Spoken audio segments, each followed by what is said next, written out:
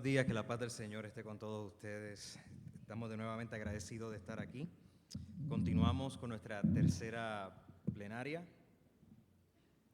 y verá el título general, Jesús en América Latina, trazando una cristología teodramática. Vamos a entrar en un momento de nuevo a qué nos referimos con la categoría de teodrama. Pero para comenzar, comienzo con una cita. Nancy Bedford nos recuerda: en el rostro del Dios encarnado, crucificado y resucitado, vemos verdaderamente quién es Dios. El carácter de Dios no es otro que el carácter de Jesucristo. Nada en lo que venga en la eternidad de la gloria podremos aprender de Dios que sea contrario a aquello que se ha revelado en y a través de su Hijo. En las previas conferencias hemos estado rastreando cómo la confesión de Jesucristo, su obra, su misión y su vida cobra centralidad en la teología protestante en América Latina. Hemos argumentado que la cristología es el lugar dogmático que más atención atrae y desde el cual se tratan de coordinar otras doctrinas, la doctrina de la Iglesia, la misión integral, etcétera. Y la cristología no hay que argumentar mucho para ver que es de mucha preocupación tanto en la América hispana como en la América portuguesa, ¿verdad? En Brasil. Hemos dicho que es indispensable para la fe cristiana comprender la obra, la misión y la vida de Jesús como el Mesías de Dios a la luz de lo que Dios como revelado como Trinidad está haciendo en Jesús. Y esta correlación la hemos estado rastreando a través de varios teólogos protestantes, como Miguel Bonino, Nancy Bedford, entre otros. Y hemos tratado de ofrecer un análisis de la cristología en perspectiva trinitaria, tratando de ver cómo estos autores y otros autores como Guillermo Hansen han tratado de plantear cómo la doctrina de Dios afecta nuestro entendimiento de Jesús de Nazaret. Hemos visto que aunque las intuiciones están correctas y van en la dirección correcta, sin embargo todavía no se ha desarrollado una cristología trinitaria de forma explícita a nivel de libros entre protestantes. Hemos dicho que parte de nuestra preocupación, o probablemente la preocupación central, es cómo de esto se desprende una noción robusta de la salvación, de lo que Dios está haciendo en el mundo para reconciliar a todas las cosas en Cristo Jesús. Cómo construimos, cómo podemos tener una visión más abarcadora de lo que es ser salvado. Porque definitivamente la salvación primeramente es pecado personal, ¿verdad? Es peccatum personale. Se trata de una estructura que afecta todas las dimensiones de la vida, una estructura que comienza dentro de nosotros y que nos inclina hacia realidades de violencia, de empobrecimiento, de mentira, de inmoralidad, de patriarcalismo, de corrupción, de esclavitud, de dominación, en total de deshumanizar al otro. Y en ese proceso de deshumanizar al otro porque lo queremos dominar, terminamos deshumanizándonos a nosotros mismos. El pecado humano también en su manifestación comunitaria, la teología latinoamericana ha resaltado que se trata de un pecado comunitario, es peccatum communitas. Se trata de una potencia colectiva que cuando nos juntamos y actuamos iguales, como si fuésemos un individuo también. Pero cuando nos juntamos, establecemos patrones de pecados a través de las estructuras que creamos. Eso es lo que Xavier Zubiri llamó en un momento pecado de los tiempos. En otro lugar se ha llamado pecado histórico y en la teología latinoamericana se le llama pecado estructural. Hemos visto cómo las tradiciones o los rostros del protestantismo latinoamericano se han acercado a este asunto concentrándose en la persona de Jesús y qué significa ser redimidos por Él.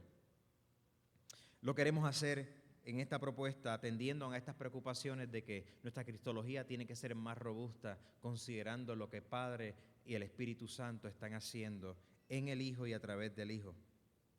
Queremos proponer que, vamos a ver si aquí,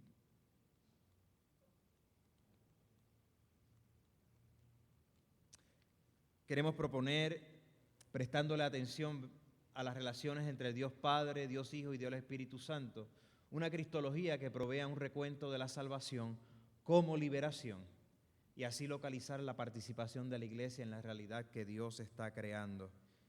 Vamos a prestarle atención a las relaciones de Padre, Hijo y Espíritu Santo, para entonces así preguntarnos cómo Dios nos está invitando a participar en lo que Él está haciendo.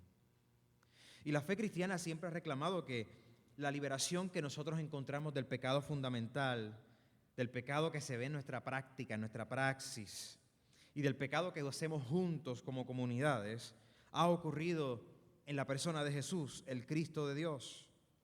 Y por eso no solamente nos interesa lo que Cristo es in se, lo que Jesús es en sí mismo, sino que nos interesa lo que Jesús hace por nosotros, los beneficios de Cristo por nosotros. Entendemos entonces que nos acercamos a la realidad de Jesús, a su acceso, cómo accesamos a la realidad de Jesús, el método, prestando primeramente atención a la historia personal de Jesús de Nazaret, identificado a la vez con Dios. Esta realidad histórica de Jesús de Nazaret, de recuento de su ser y de su actividad, lo encontramos en los testimonios de los evangelios primeramente. Cuando pensamos en Jesús, pensamos primeramente en su historia. Pensamos en el mensaje del Evangelion, de las buenas noticias de salvación. Es importante nosotros distinguir las buenas noticias de la salvación de las consecuencias de esas buenas noticias. Las buenas noticias de salvación, por ejemplo, no son tu testimonio personal. No es el testimonio de que yo he sido perdonado, de que a mí se me ha dado vida eterna. No es el testimonio de que yo soy una nueva criatura. Eso no son las buenas noticias.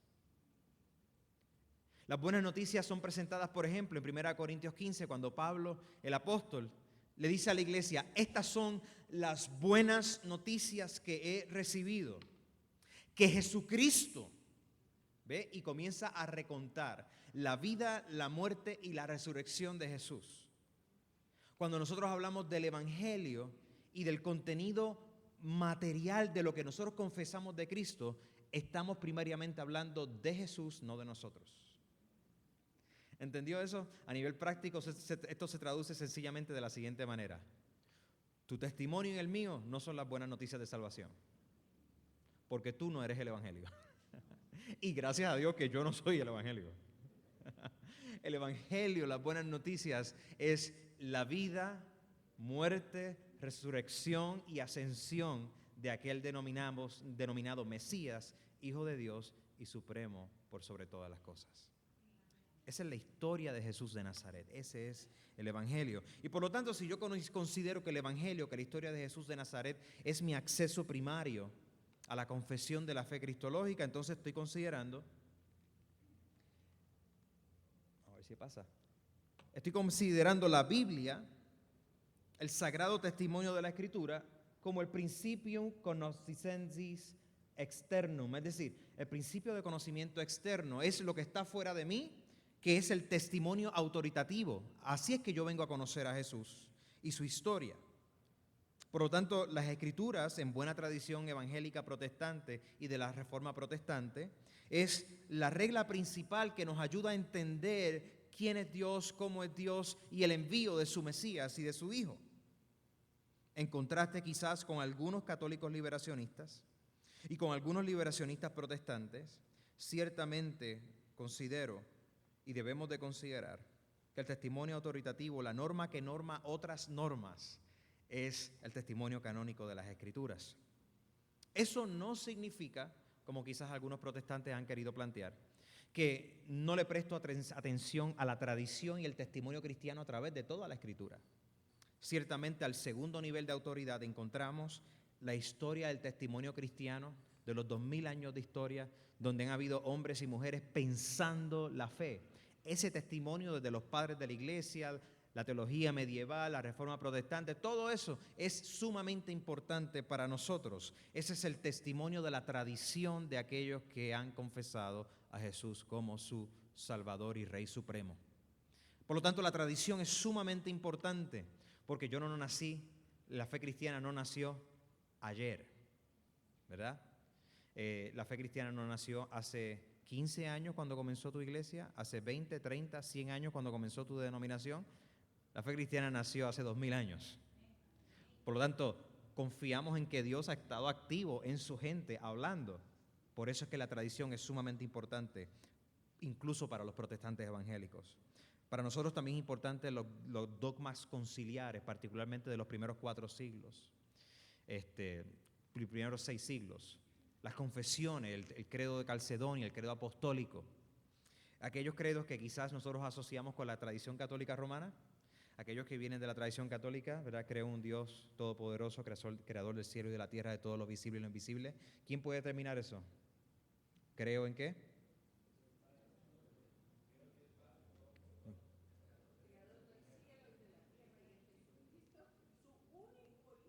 Ajá. ¿Vio? Esto no es un testimonio o una confesión que es católica romana. Recuerda, el catolicismo romano comienza después del siglo XI, ¿ok? Esto es un testimonio de los primeros siglos de la iglesia. Por eso se le llaman las confesiones ecuménicas. Ecuménicas en el sentido que cuando existía la iglesia unida primeramente, esto fue lo que los primeros cristianos confesaron. Así que debemos de rescatar aquello que es verdaderamente histórico y que es bíblico. Igualmente nosotros prestamos atención a nuestro contexto cultural, nuestra situación, donde vivimos. Venimos con historias ante el texto. Nos confrontamos al Evangelio, no en una tabula rasa, nos confrontamos al Evangelio con prejuicios. Crecimos en una familia, en un país en particular, en unas comunidades en particulares. Venimos con un chorro, con un torrente de prejuicios ante el texto y ante las buenas noticias de salvación. Esas cosas hay que admitirlas. Nuestro contexto tiene mucho que aportar, porque nuestro contexto también matiza a qué cosa nosotros le prestamos más atención en la Escritura. Lo importante es que nosotros podamos venir a la Escritura y al Evangelio con un corazón y una mente lo suficientemente amplia como para que nuestro contexto y tu experiencia y tu cultura no determine lo que tú vas a leer, sino que tú admites que tú vienes con todo este bagaje, pero te acercas a la Escritura y te acercas al testimonio de la fe cristiana abierto a que cabe la posibilidad de que tú y yo estemos mal y necesitamos estar reformados, transformados. Es una actitud de humildad. La Escritura es la norma normans, pero reconocemos la tradición, el testimonio cristiano y nuestra cultura como también que contribuyen a nuestra reflexión. La historia personal de Jesús de Nazaret, identificado a la vez con Dios, es sumamente importante. Y por eso la Escritura tiene autoridad de conocimiento sobre quién es Dios y cómo Dios actúa. 3 principios hermenéuticos básicos, 3 guías hermenéuticas, podemos mencionar otras, pero al menos estas 3.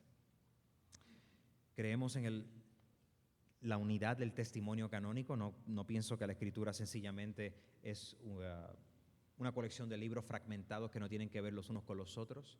Reconocemos que en esa unidad hay una complejidad, hay diferentes géneros literarios, hay diferentes tipos de lenguaje, hay diferentes tipos de cultura de escribir, etc. Pero creemos que hay una unidad, hay un mensaje que fluye en el medio, que es el Dios vivo actuando en misión para reconciliar al mundo a través de su Hijo Jesús. Los evangelios tienen preeminencia como fuente de conocimiento narrativo.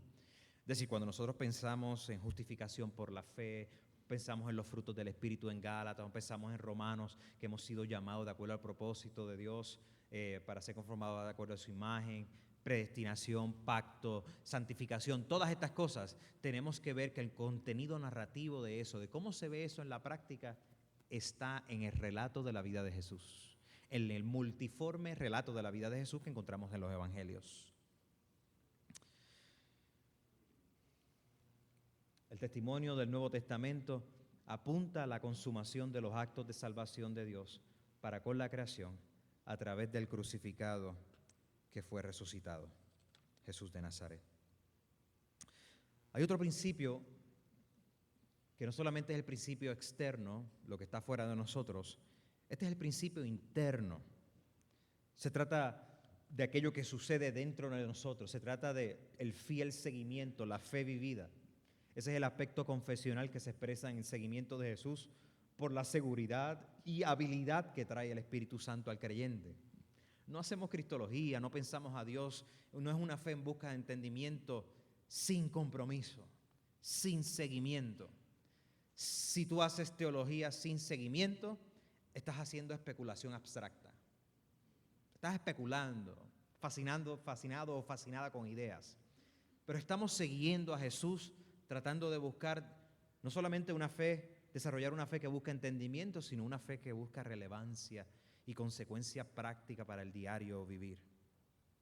Así que ciertamente nos preocupa el Jesús histórico, el Jesús como representado en los evangelios, el Jesús material, encarnado. Si usted va al taller que vamos a estar planteando esta tarde, vamos a hablar más acerca del Jesús histórico y el Cristo de la fe, ese tipo de diálogo. Por ahora lo que quiero es enfatizar que en la vida de Jesús encontramos tanto historia como trascendencia, encontramos límite como universalidad, encontramos el terminus quo de la vida se acaba en un momento, pero encontramos la esperanza de la vida eterna. Así que no solamente estamos haciendo una cristología desde arriba, asumiendo que es el Logos que se encarna, estamos viendo también una cristología desde abajo, que es Jesús de Nazaret, que es identificado como Mesías de Israel y Yahweh en persona. De modo que estamos haciendo cristología desde arriba, desde abajo y desde adentro del texto. Así que queremos presentar cómo la identidad de Jesús es entendida correctamente en su relacionalidad con el Padre y con el Espíritu, y no necesariamente con una especulación de cómo pudo haber sido su verdadera vida histórica, aparte de la confesión de la Iglesia. Porque en los evangelios lo que tenemos es un testimonio multiforme, complejo, de gente que le creía a Él. Por lo tanto, el foco de este asunto que estamos haciendo hoy es tratando de representar la doctrina de Jesús de forma dramática. ¿Y a qué nos referimos con eso nuevamente? Dios en Cristo por el Espíritu, el drama de la salvación. De acuerdo al Nuevo Testamento, en la historia de Jesús de Nazaret, nosotros encontramos a la humanidad traída y liberada por el pecado, pero atraída a Jesús, que viene del Padre en el poder del Espíritu. Hemos dicho que la Biblia, la historia de la Biblia, se puede comparar a un drama. Una cristología dramática es una manera de articular la agencia, las relaciones entre Padre, Hijo y Espíritu Santo y la humanidad en términos de comunicación. Es lo que sucede cuando hay acción y comunicación, cuando hay diálogo, cuando hay llamado y cuando hay respuesta. La historia de Dios con nosotros en la Biblia entonces no debe de ser concebida como una tragedia. Aquellas personas que, por ejemplo, piensan, si yo vengo a Jesucristo como mi Salvador y Rey, me he ganado el boleto hasta el cielo, entonces que el mundo se queme porque después de todo yo tengo el boleto al cielo. Eso es una concepción trágica de la vida. Eso es una concepción trágica del mensaje que nos está presentando la Escritura. Aquellos que nos sentimos como que, después de todo es igual, todo no va a cambiar, vamos a esperar que Dios venga y transforme todas las cosas. Estoy aquí, chijá, vamos a seguir en fe, voy a la iglesia a ver si siento una experiencia espiritual, si Dios me contesta alguna petición, o si en ese momento, ese día, el pastor o el predicador me promete que vas a obtener tu milagro. Eso es una concepción no trágica, esa es una concepción de comedia.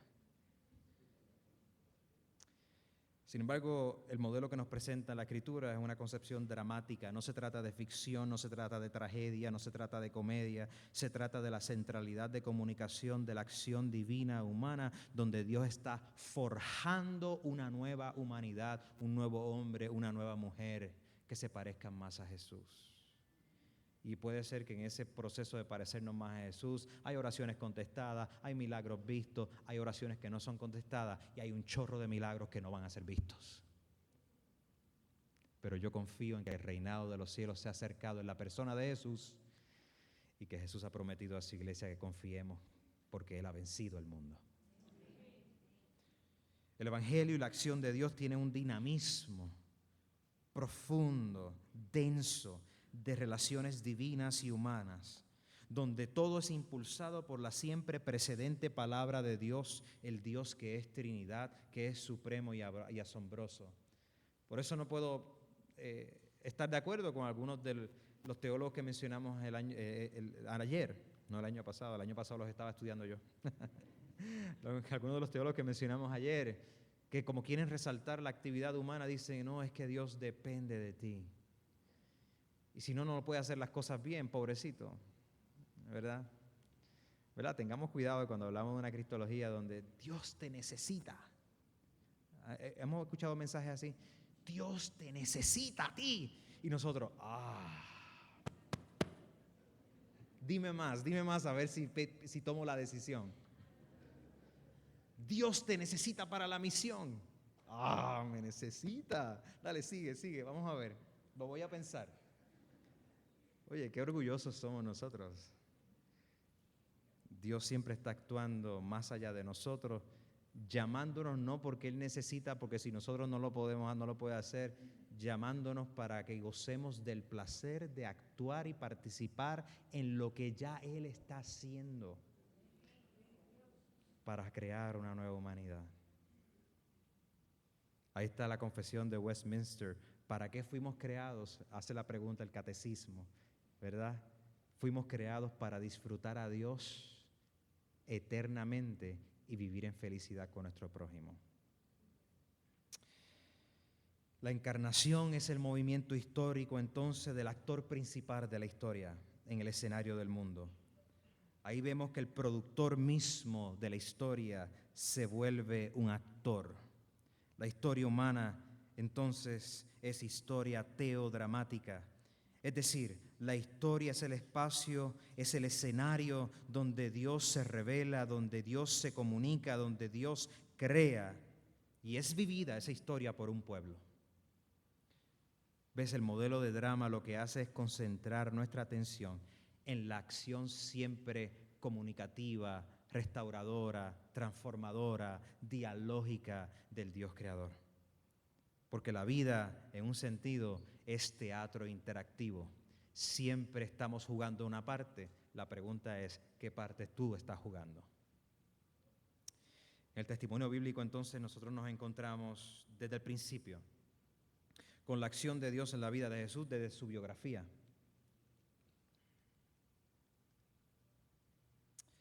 Vemos desde el principio la historia bíblica, la analogía dramática. Vemos que el reinado de Dios es el reinado de Jesús.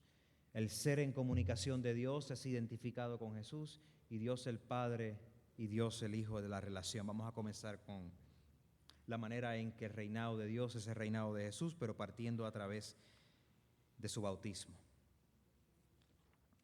Cuando nosotros nos acercamos al reinado de Dios, es un tema principal en la proclamación de los evangelios. Jesús proclama el reinado de Jehová.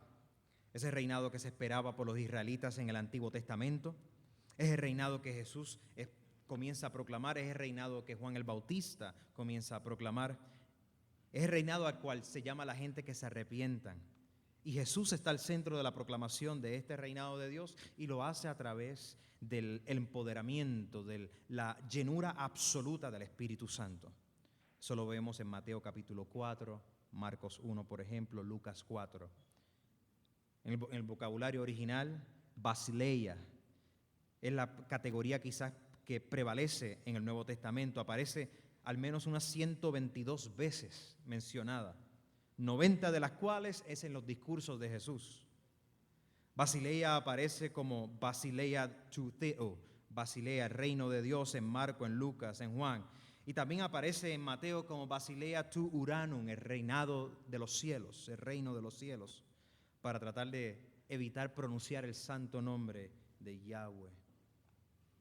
Este anuncio en el Nuevo Testamento del reinado de Dios continúa las expectativas proféticas de que Dios iba a intervenir de forma radical para restablecer la gloria de Israel como hijo de Dios. Pero en el Nuevo Testamento comienzan unas innovaciones. El reino de los cielos se ha acercado y ese acercamiento ha sido en la persona de Jesús. En sus acciones se corrobora el reclamo de que si por el Espíritu de Dios yo echo afuera demonios, dijo Jesús, entonces el reino de Dios se ha acercado a ustedes. Mateo 12. A través de sus sanidades físicas, resurrecciones, enseñanzas, Jesús comienza a reflejar cómo es que Jehová actúa. Jesús no solamente sana, libera, perdona pecados, cosa que solamente Jehová tiene la autoridad para hacerlo, sino que Él se identifica como aquel que ejerce el mismo rol de Jehová para con Israel. Jesús va al desierto y se convierte no solamente en el hombre que fue tentado y no falló, se convierte en el nuevo Israel, en el verdadero ser humano que en el desierto no peca.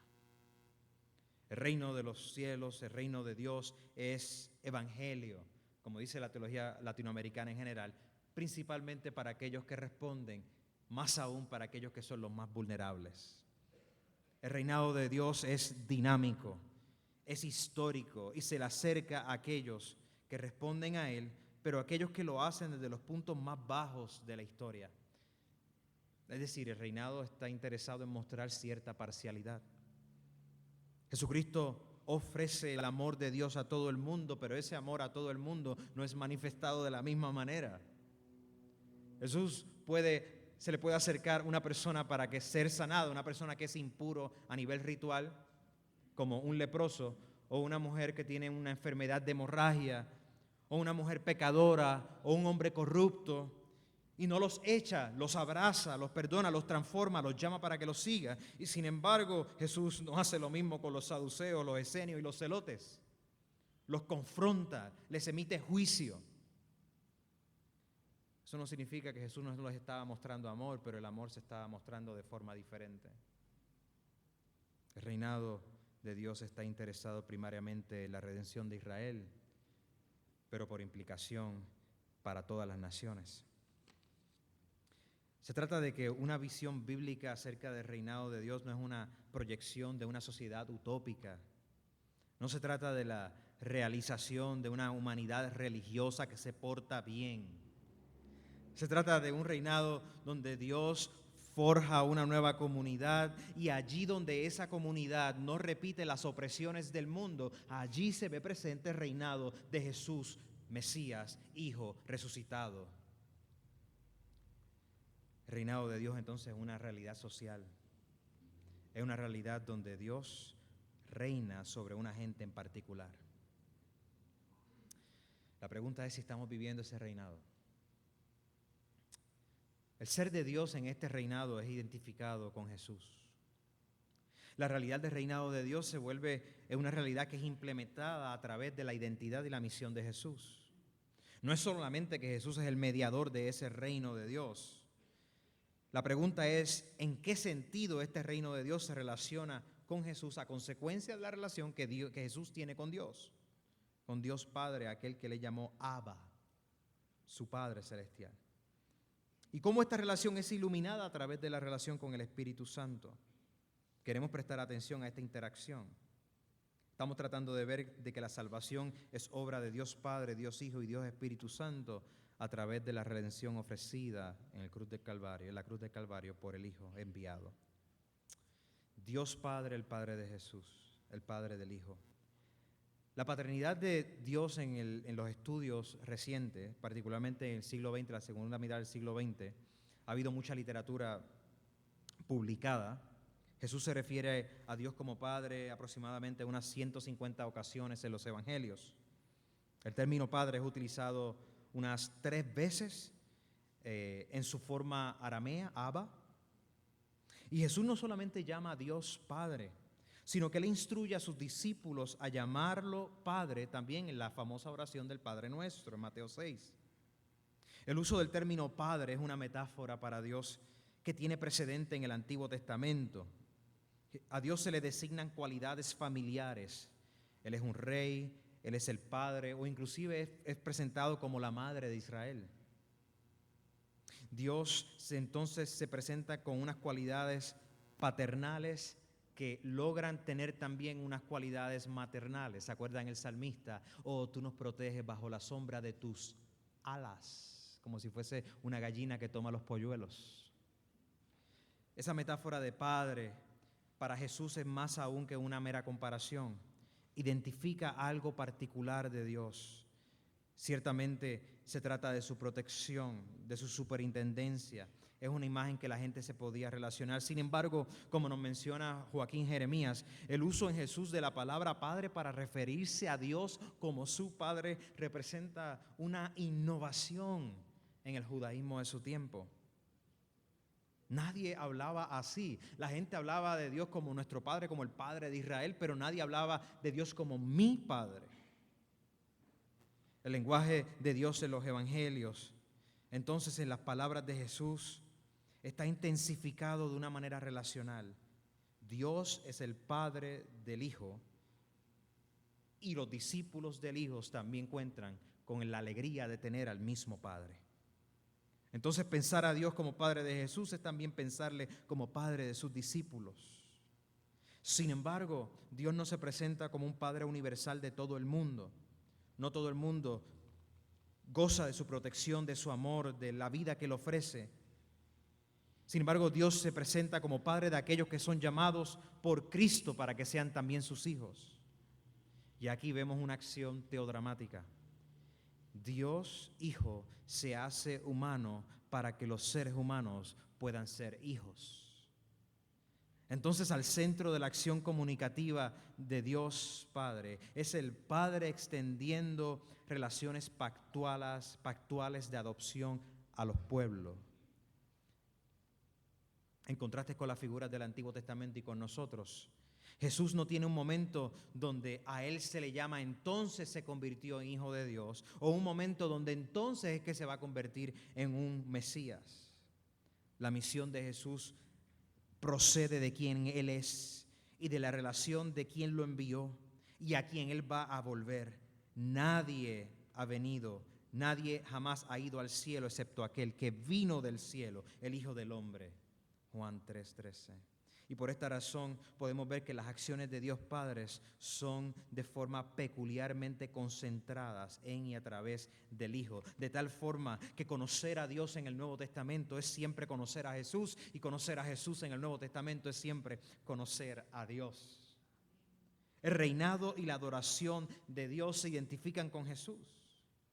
Jesús y Dios se presentan con una realeza recíproca.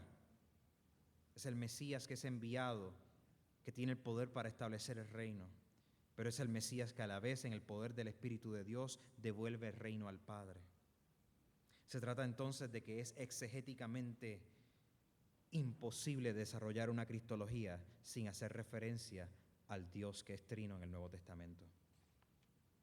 Ese lenguaje filial lo vemos tanto en Pablo como en la carta a los Hebreos, pero quiero concentrarme en varias de estas interacciones divinas, en el bautismo y en la transfiguración. A ver si pasa aquí. La suma del Evangelio, comunión e interacción divina, bautismo y transfiguración. Estas escenas son constituyentes para la vida y la identidad de Jesús. Las interacciones personales divinas se presentan aquí en este drama de redención. Dios se manifiesta en su relación de Padre, y esta relación de Padre es fundamental para entender la vida y las acciones de Jesús. Y la acción del bautismo, la escena del bautismal, es la primera teofanía que aparece en los evangelios, es decir, la primera manifestación literal de Dios Padre en los evangelios, donde se presenta a Dios en una acción comunicativa directa. Jesús, cuando fue bautizado, entonces, la Escritura dice que los cielos se abrieron y el Espíritu de Dios apareció en forma de paloma o de ave. Dios Padre entonces habla su placer para con el Hijo, porque el Hijo se está identificando con Israel, con los pecadores, con la vulnerabilidad humana, con todo aquello que debe de ser conformado al reino de Dios. Y Mateo ya nos había dicho provocativamente que en la presencia de Jesús, en Jesús mismo, Él encuentra una referencia al nuevo Éxodo.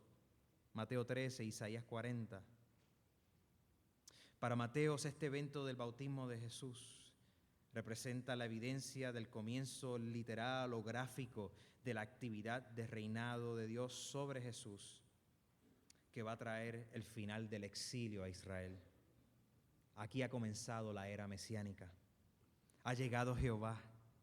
Entonces, en esta declaración del Hijo, donde el Emanuel, Dios con nosotros, se hace gráfico, Dios muestra su placer para con su Hijo.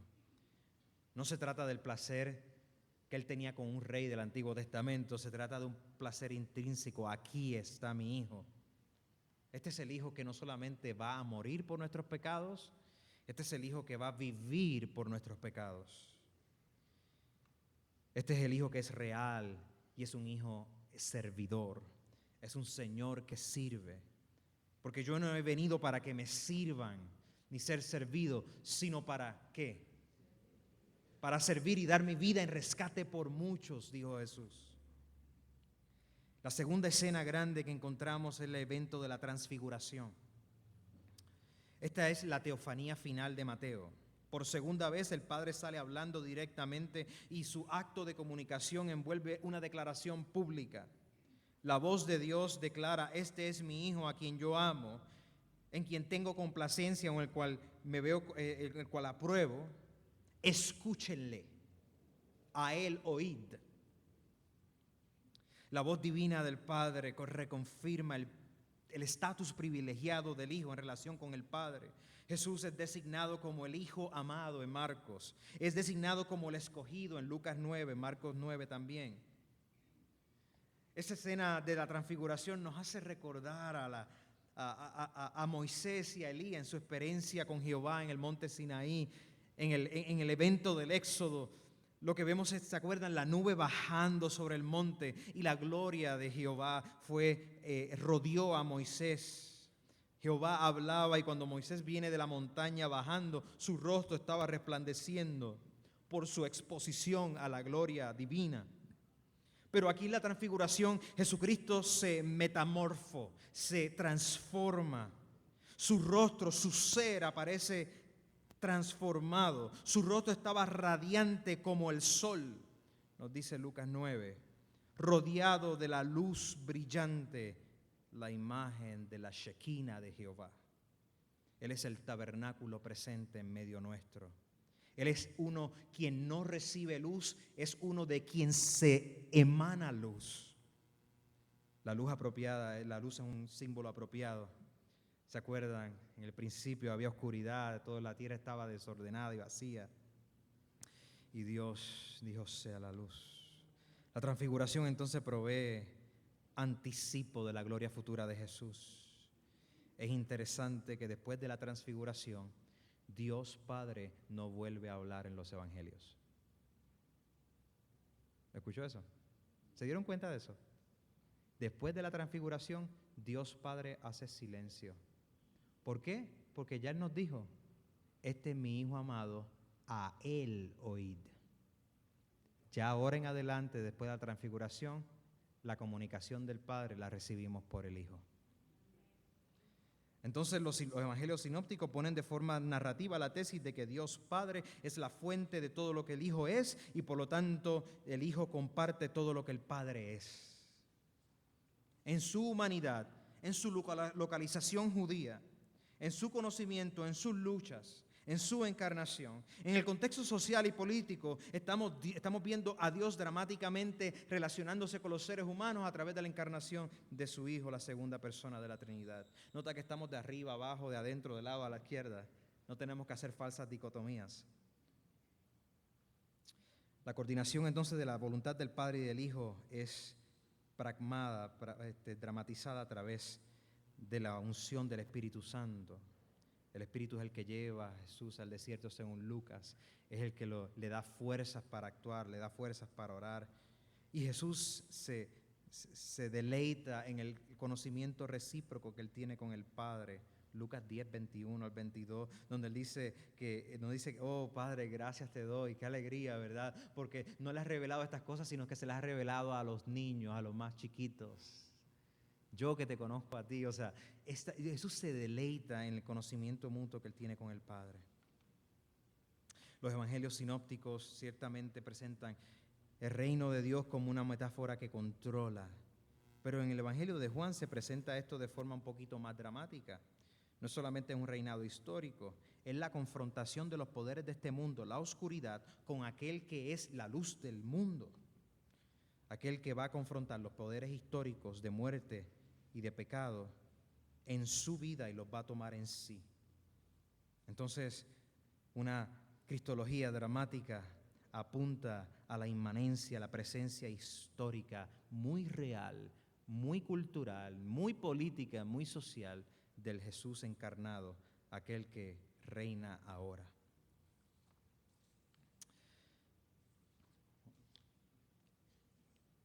La coordinación de la voluntad del Padre, la voluntad del Hijo bajo el poder del Espíritu Santo apuntan a su autoridad comunicativa compartida. Y es en esta comunicación mutua que nosotros vemos esta verdad, que se extienden lazos familiares a la humanidad para que participen en comunión con Dios. Conocer y tener comunión con Jesús es un regalo pactual del Padre. Y los seguidores de Cristo somos liberados de la praxis, de la práctica, de los deseos del pecado que nos dominaban absolutamente antes, y de la muerte eterna con el propósito de que seamos incorporados como amigos de Jesús, como sus servidores, como adoptados en la familia de Dios. La humanidad del Hijo mesiánico es la garantía de que nuestra existencia y vida aquí corpórea, con todas nuestras luchas, está contemplada por la salvación que Dios ofrece, porque es una salvación en todas sus dimensiones.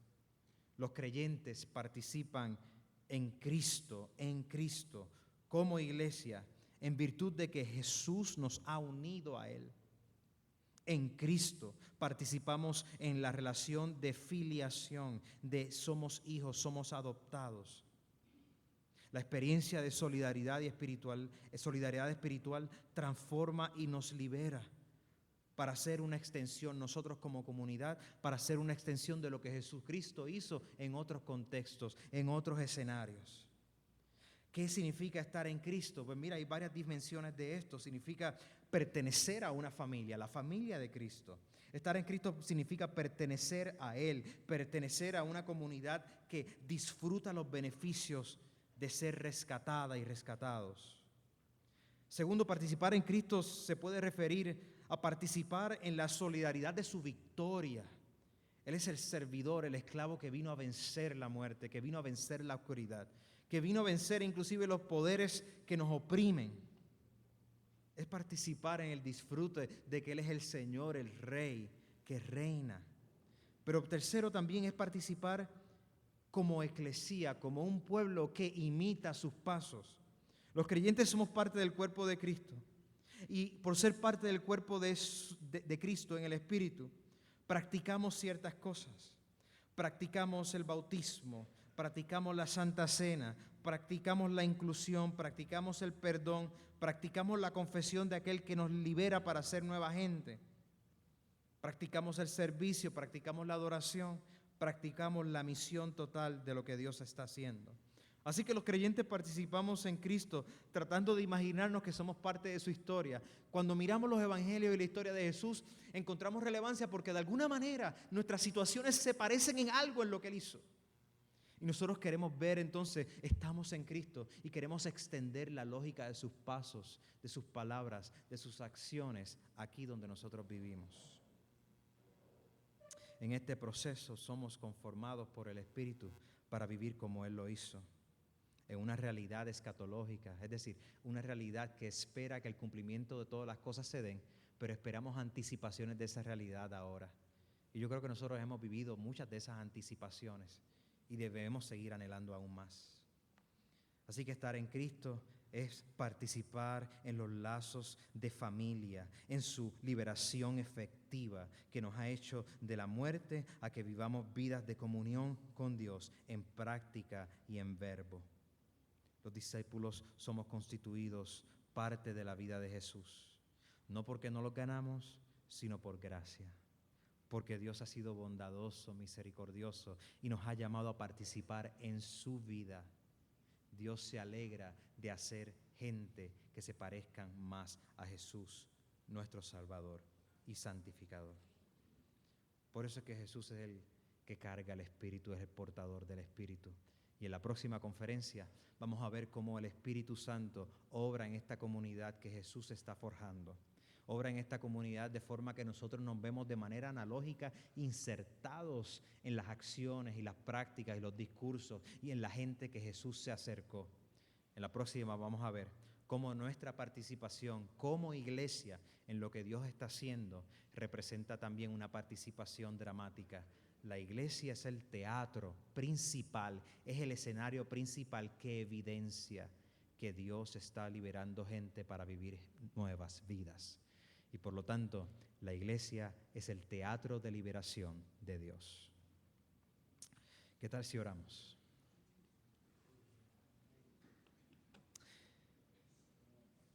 Nos acercamos con tanta humildad a contemplar, Dios, su palabra, el testimonio de su amado Hijo Jesús.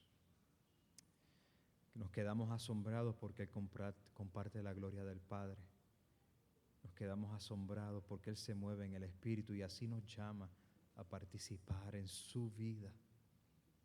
Suplicamos que podamos insertarnos en esta historia, que en nuestras luchas podamos ver, Señor, como comunidad y como individuos, que usted nos ha hecho hijos e hijas, que gozamos de los beneficios de estar en la familia. Y suplicamos que nos podamos seguir avanzando en contemplación y en misión lo que usted está haciendo por nosotros. Por Cristo nuestro Señor. Amén.